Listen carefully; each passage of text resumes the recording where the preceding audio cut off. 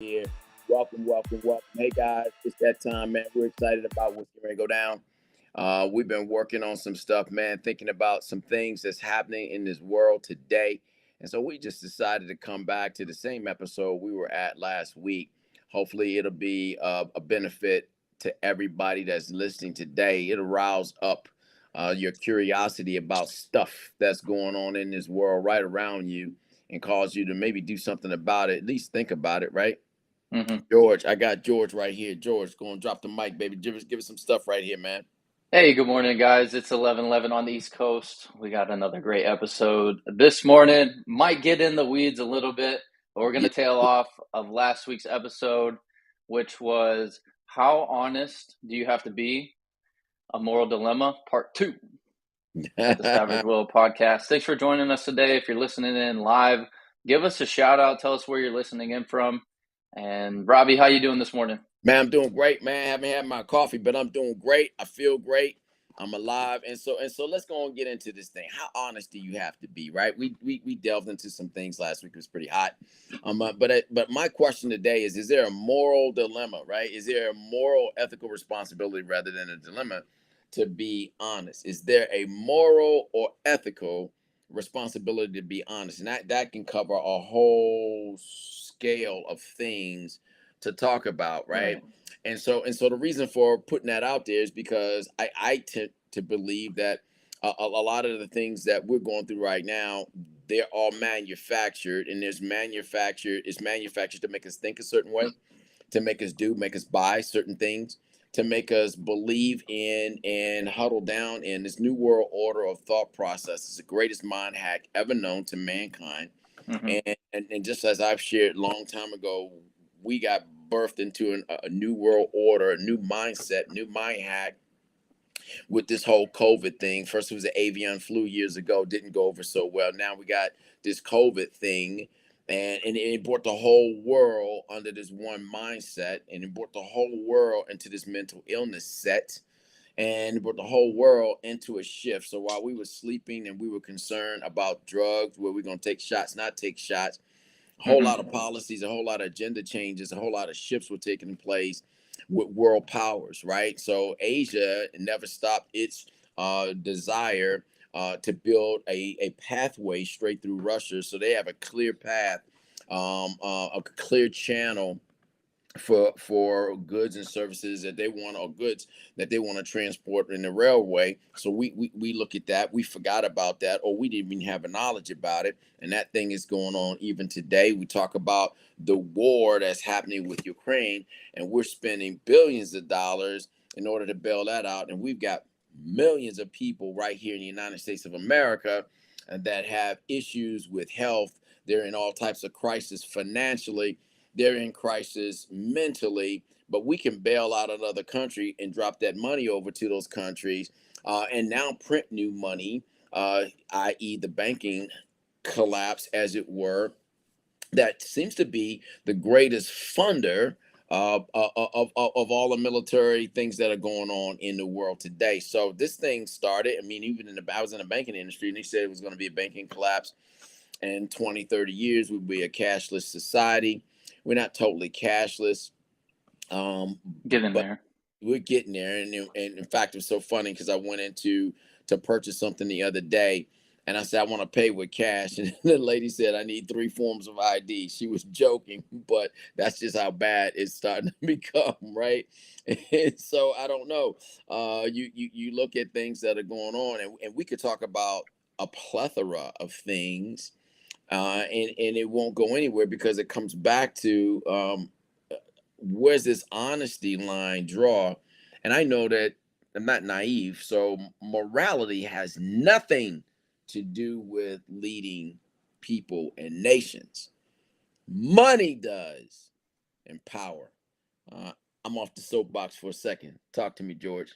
Yeah, it's just really interesting. I think more so in terms of where we go as an individual, that isn't in the top one of the 1%. It's like, how do we focus on these things, but not let them overtake us and drive us to be, focus on the negative, focus on the behind the scenes, focus on, like, how do I become aware of all the motivators in life, and then still focus on my mission, my goal, and where do I fit in the equation, I think is important. I'll just preface this episode because we can get in the weeds, we can get down rabbit holes, but I think the big part, or I would say, what was really interesting was just COVID. Like, the world literally closed at the feet of this virus, and there's different versions of the story. People have different theories. They're just now saying we knew it leaked from the lab in Wuhan, and then, but now it's what was fake news then to say it leaked out of a lab is the actual facts today. So that is a simplistic example. We're not going to get too far into COVID because we want this to stay on So, because YouTube. we don't want to, the whole But premise though is not to go into any one of these areas deep. right. It's to get us to think. That's what Savage Will is all about. Think about what we're doing. Think about why we're doing it. Think about what's motivating us to do it. For example, if I were to think about man, and I think about medicine, and I think about the marketing scheme, COVID makes plenty of sense if I'm an Right. entrepreneur. Man, the money, the marketing, the medicine. Man, if you had if you had some money in some of these companies that were producing this stuff, you should have a nice piece of coin in your bank account right now. So, Mm-hmm. so the ethical part of your journey was, this is the business and this is the game that I'm playing. So, am I doing wrong? Because the morality of this same deal is, I know that this is all a ploy. It's a money step, and it's costing some people their lives. And those people that are on the brink are potentially losing their life because there's some other type of ailment going on inside their body. This could be the trigger. So if my part of my plan is to get rid of some of them in order for me to have more of what I want, then am I in a moral, ethical dilemma or not? Or if I've crossed over and I don't have a morality to that, it's a money step, I'm good. And so where does humanity live in that whole equation? That's the whole thing. I'm just thinking about this, and I'm not saying Mm-hmm. I'm not an expert. God knows I'm not. I'm putting it out there because I don't know if we think through processes enough, or if we think about consequences of things that we do or say or don't. Uh, I don't know if we challenge ourselves to. I know I like to binge watch every now and then, not often, but why don't I binge watch on some of the stuff that's going on, at least reporting that's going on, and do like my father taught me to do. He said, son, and so guys, please don't take this in offense. I'm not playing. Just about my dad used to talk to me. He said, son, he said, there's always a lot of things that's being said. And he said, but the truth, you will always find in your life that the truth lies between the lines, right? And he says, you got to learn how to be adept enough and astute enough to read, be educated, and explore for yourself.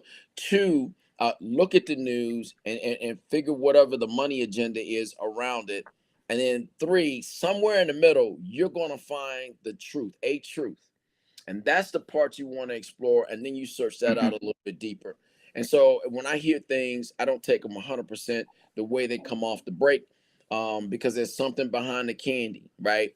But some of the prognosticators, some of the futurists of the past 25, 30 years, when they saw us moving into a service economy and moving manufacturing out and moving into a place where just a few people would have power over our entire country. And this is something that they wrote about, Carl Sagan, 10, 15, 20 years ago, 25, 30 years ago. And we're living it out right now. And certain other people who talked about certain collapses, monetarily, et cetera, doomsday theory, got it sitting over right there, economic doomsday, different types of writings that have gone on. And now we're seeing the hand, as it were, pushing us into this agenda, because the agenda at the end of the day is about money.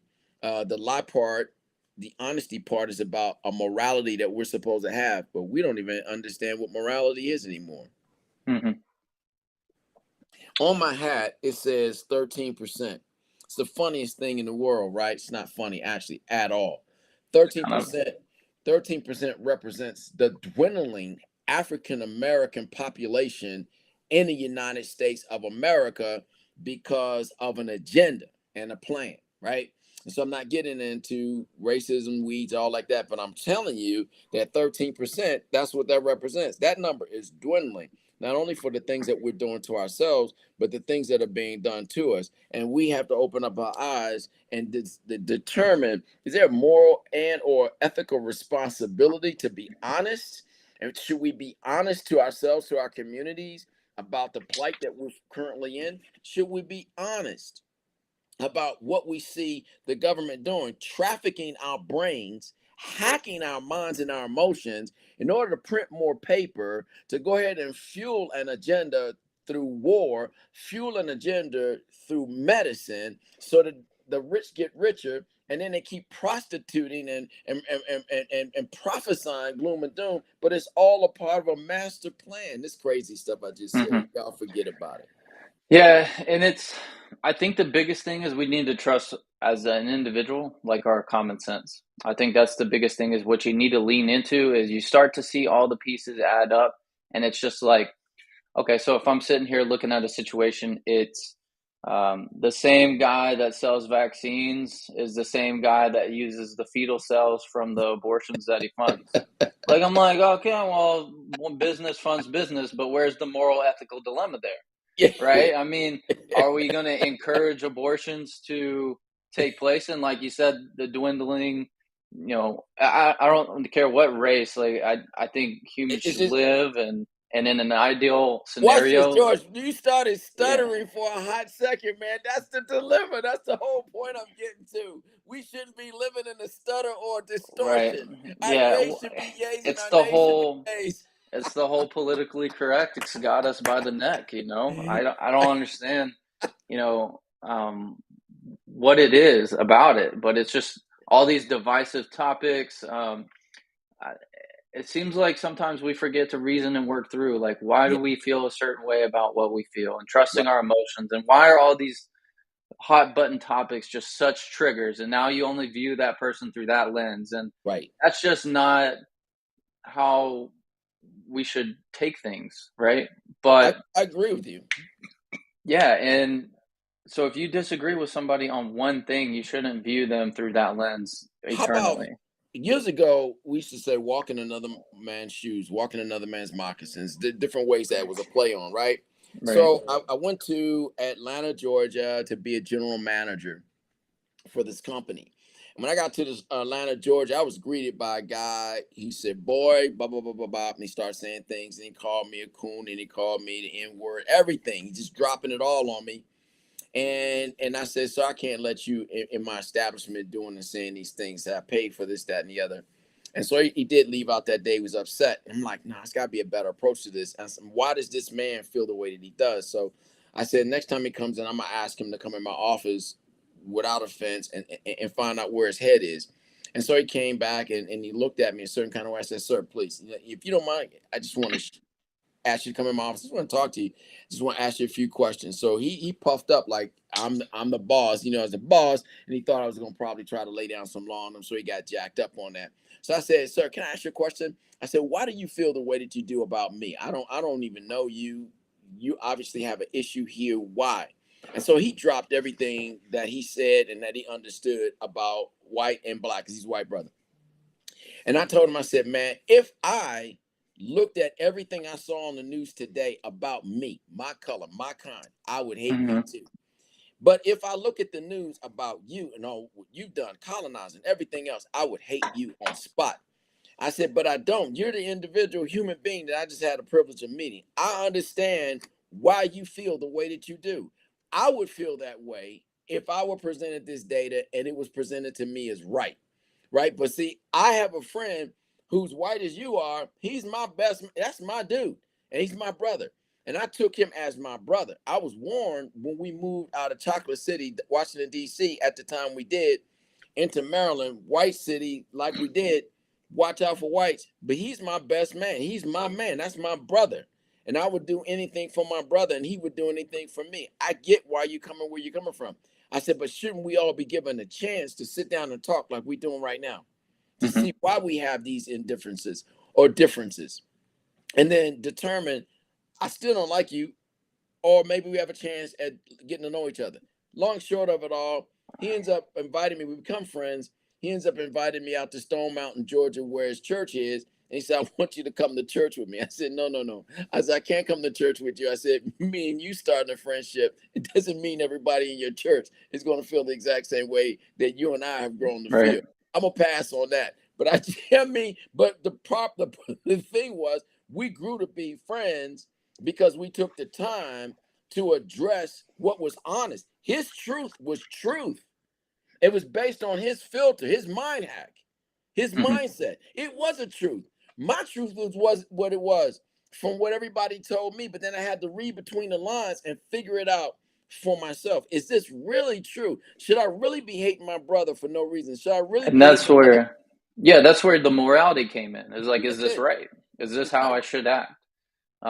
It's that constant self check to where is what we're doing right, and then if you want to further magnify that, is what I'm doing like targeting me towards where I want to go in life. So you can combine the two. I think you can't have one without the other. To where morality is a non-factor. You can't just drop morality in the pursuit of I was going to say happiness, because obviously you have to keep it in there. But Right. blending morality in your pursuit of your goals, whatever they are, How does that is look? is a must to me, and How does you that look? can't throw that away. Um, it's that self check process. Okay. Are the thoughts that I'm thinking, the way I'm treating others, genuinely how I want to be treated? Do I have the best interest for myself and other people? What if my morality is this is the game I have to play in order to get this job to get paid? Right. And once I get in Just this got to do job, whatever it takes. to 100 and because that is the language of the land and the language and skill set of today, am I honest or am I now in a moral dilemma or crisis? And could my honesty be I'm playing the game? Hmm. And that's the game that I'm To supposed me, to that's play. not honesty, I guess. Go ahead. So that's what I'm saying. That's why I asked the question. Moral.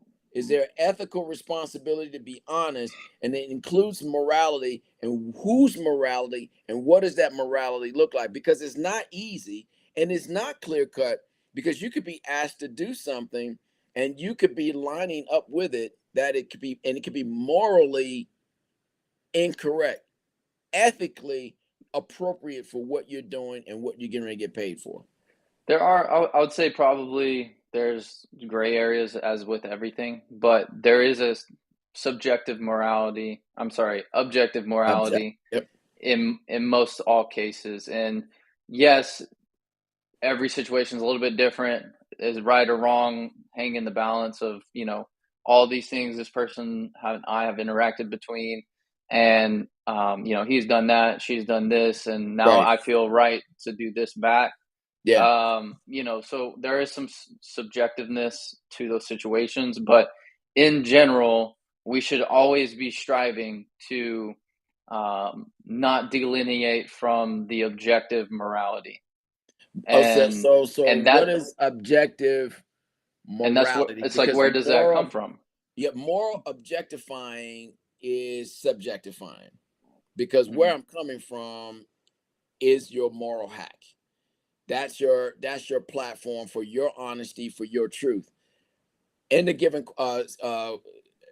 story that I gave, my honesty and my truth was on a completely different plane than his, but we were equal Hmm.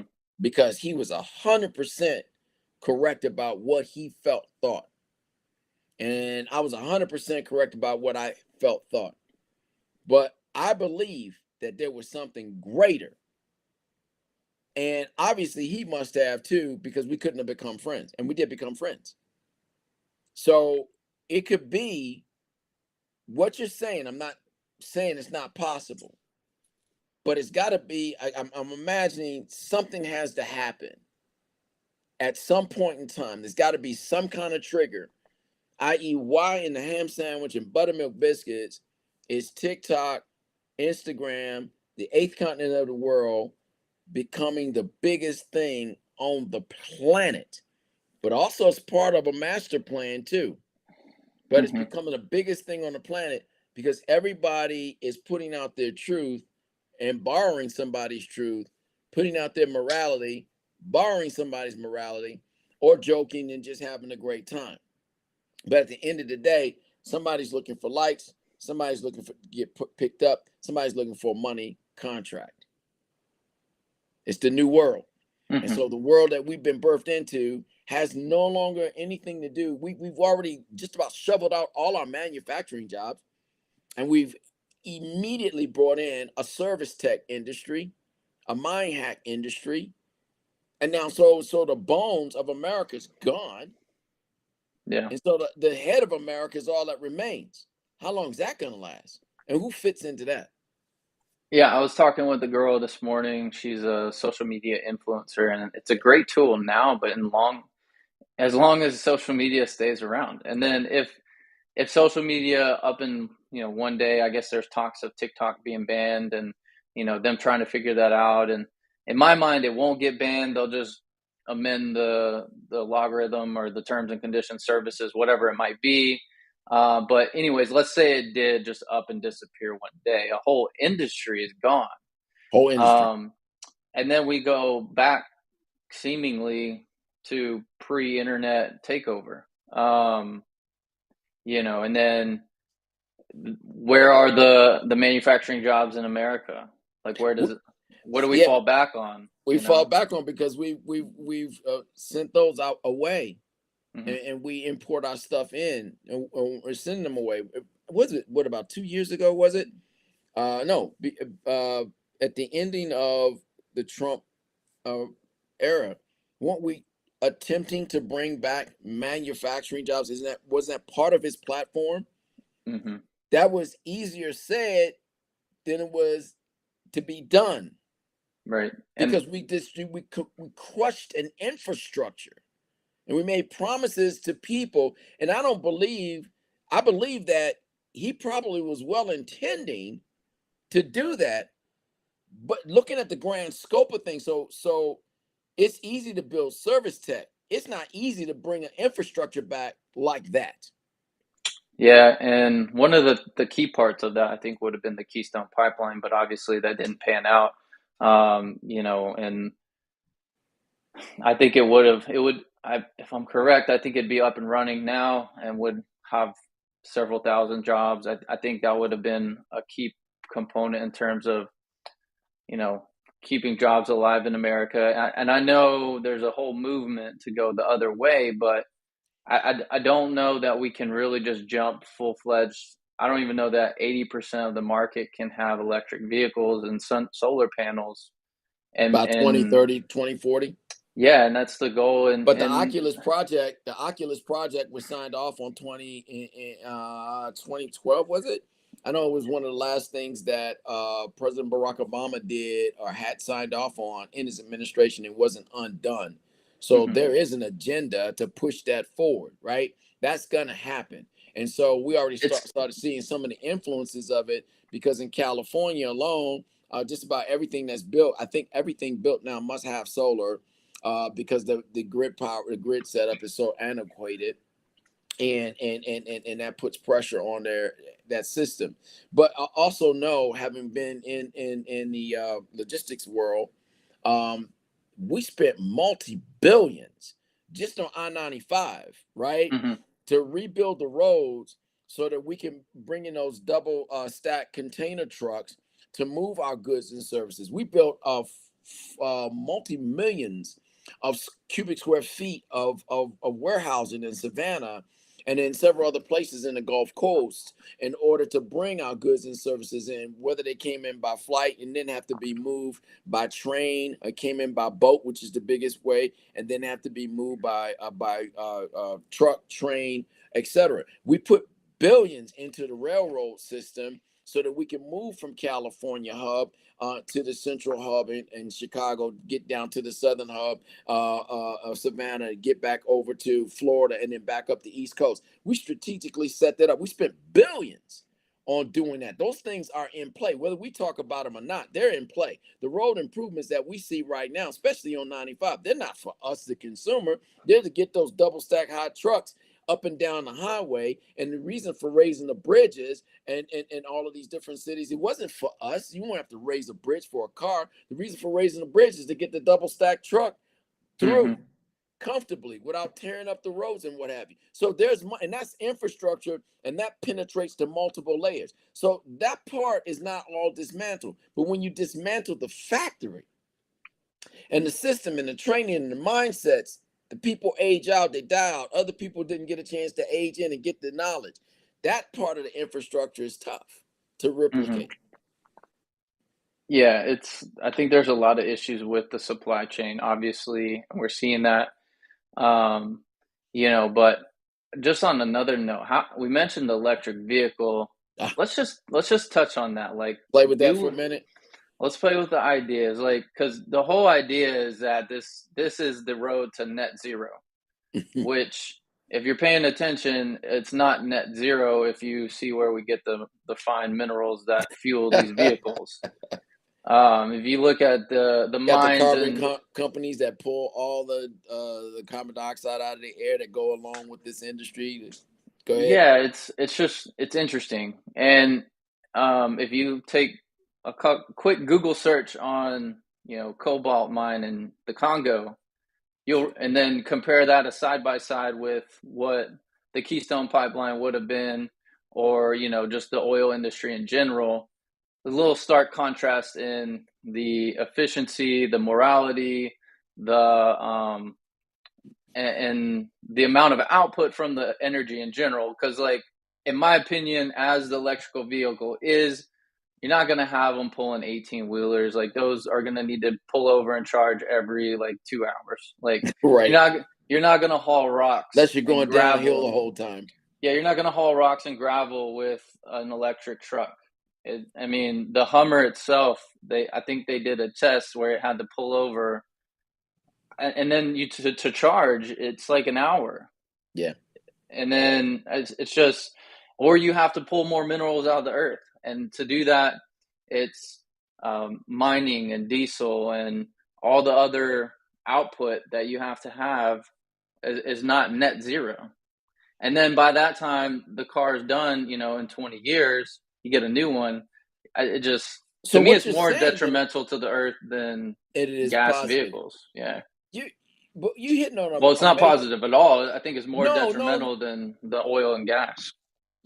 No. You're hitting on a point in terms of the mine hack, right? So now the whole push is toward electric. All right. So all it is the big boys that bought up the solar industry, that bought up this electric industry 40, 50 years ago and some prior, and controlled it. Now they're just opening up the books and said, let's play with this. It's our new toy for right now. And I don't want to sound cynical, but it's our new toy of distraction. You say, well, you sound cynical. Well, while we're playing with this new toy, now all of a sudden we're starting to open up to the world that we have technology bases on the moon and other places that many countries have collaborated and worked together on, and for what purpose? And so we introduce these things subtly and quietly while we distract ourselves with these other things openly and demonstratively, while we, as the thing, the object of these things moving around, good, bad, or indifferent, is to pay into it, to buy into it. We're getting lost into it, and we're not finding our path for us. So that's unhinging. What is my path in the midst of all this stuff, in this sea of all kinds of things that can lead me to forgetfulness of who I am, what I stand for, what I want to accomplish, how I can become that as an entrepreneur, how I can become that if I actually work with somebody, entrepreneur, however I want to need to make that happen. But I need to find me, and I need to be honest to me. And I'm encouraging a certain decency, morality, and ethical language that would keep us from not trying to harm our brothers, but live according to the golden rule: do unto others as you would have them do unto you, and love one another, which is another scripture. And if we allow those things to be a governing, guiding power and force in our lives, like the youth that are coming up, the greatest, strongest, most powerful force on the planet that we're trying to destroy. All right. But if the youth come up with how they think and be left alone, the greatest power right now on this planet, the youth, they'll cause us to love one another, support one another, redo the stuff that's killing one another, and make it better. And so I see these things all happening and can happen, but there are some basics. And that's why we got this platform right here. The basic is, if we don't unhinge, unwind, unpack, we'll go into the next latest, greatest thing, just like we see on social media right now. The pod play, everybody's getting into the pod play business. Everybody's getting that, and everybody's getting out there as an expert to show everybody how to be an expert on podcasting, because that's telling us where things are going. But if we can find, encourage, interrupt, intersect this mindset of just following after whomever, whatever, whenever, and forgetting about who we are and what our passions are, I think if we can interrupt that and we can get a place of passion, we can get a place of passion that drives us so much that we want to be an entrepreneur in that area and learn about how to set goals and how to achieve goals and how to celebrate goals and how to bring other people into these goals and how to mind map these goals into something great. And it has a morality and it has an ethic code. And if that ethic code and morality code can be centered on 3 words, love one another, then we're off to something greater. Mm-hmm. It becomes more powerful when you blend the ethical and the moral codes together with your mission. I think that's what's going to ultimately lead you to be successful. Sure, are there people that are exceptions? Yeah, but the worthwhile adventures in this life, the worthwhile careers, the worthwhile jobs, if you know you're screwing somebody over by what you're doing, that is going to catch up to you. Yeah. And even if it's a short-term gain, eventually, like, you're going to regret that, in my opinion. So blending all 3 of those together, your moral, your ethical dilemmas, as best as you possibly can, it's important in the pursuit of it. So another great episode. I love picking apart these things. We're getting in the weeds a little bit with Get in the weeds. But that's what's required for critical thinking. It's never the story on the cover of the newspaper is never the full story. There's always 3, 4, 5 different alternatives, and then there's the real truth somewhere in the middle, right? Like you said. Like my pop said, I adopted it. Yeah. Exactly. So we got another great one in the books. Robbie, anything you want to share before we jump off? Man, I think this was a great episode. Again, it wasn't for us to pretend to be experts. I'm not, and I want to make sure I give make that known. It was just to open it up and to challenge us to think about why we do what we do, and then challenge the free willy mindset of just going into mind hacks, going into mindset shifts, because I think the world is in a mind shift right now. I think the people on the planet are shifting and they don't know which way to shift to, what to shift to. And so if you can find your heart and rediscover your passion and then follow after that with everything that's inside of you, I think you'll find your answers and we'll be happier people. And we might put a segment of business out, and that's all of the people, the psychologists and psychiatrists who have to sit with us and talk to us to walk us out of our dilemmas. That business might go away because we might find the business of ourselves and how we get at that more important and enjoy being ourselves. I don't know. I'm just throwing it out there. Unhinge, unwind, unpack, so you can get unleashed because you're untethered from all the other stuff in the world. Savage Will, baby. I love it, Robbie. So we're going to go ahead and cut that one today, guys. We appreciate you listening. Please like, comment, subscribe, and we'll be back next Saturday at 11:11. George, you rock, baby. Appreciate you, Robbie.